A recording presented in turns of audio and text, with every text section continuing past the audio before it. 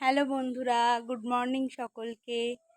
সকালবেলা ঘুম থেকে উঠে ছাদে এলাম, ফ্রেশ হয়ে নিয়েছি, খাবারও খেয়েছি। আর এখন একটু ছাদে এলাম, কি সুন্দর হালকা হাওয়া ছাড়ছে। আর মানে একদম ভালো লাগছে সকালটা খুব। আর একটু ছাদে ফুল গাছগুলোকে একটু দেখতে এলাম। অনেক দিন আর কি ছাদে ওঠা হয় না এই বাড়িতে এসে। কালকে এই বাড়ি এসেছি বিকেলে। আর আজকে মঙ্গলবার। কি দেখো, আমাদের গাছে লেবু হয়েছে, ছোট্ট ছোট্ট লেবু হয়েছে।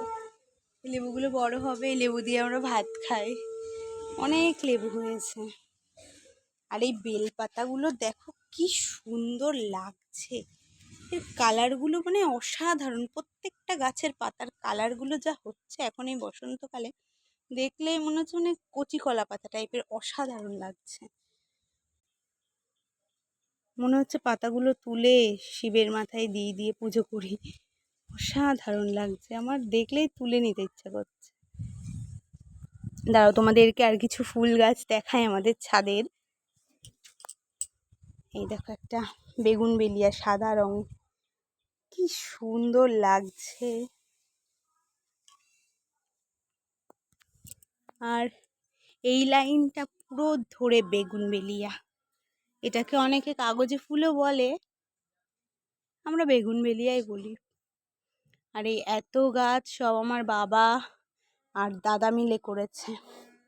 আমাদের যেহেতু গাছের ব্যবসা বলতে পারো, গাছ নিয়েই আমাদের সব। এই বেগুনবেলিয়াটা দেখো একদম থোকা।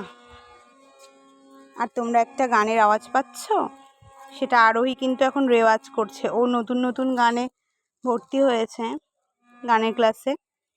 তো এখন ওর মা ওকে রেওয়াজ করাচ্ছে।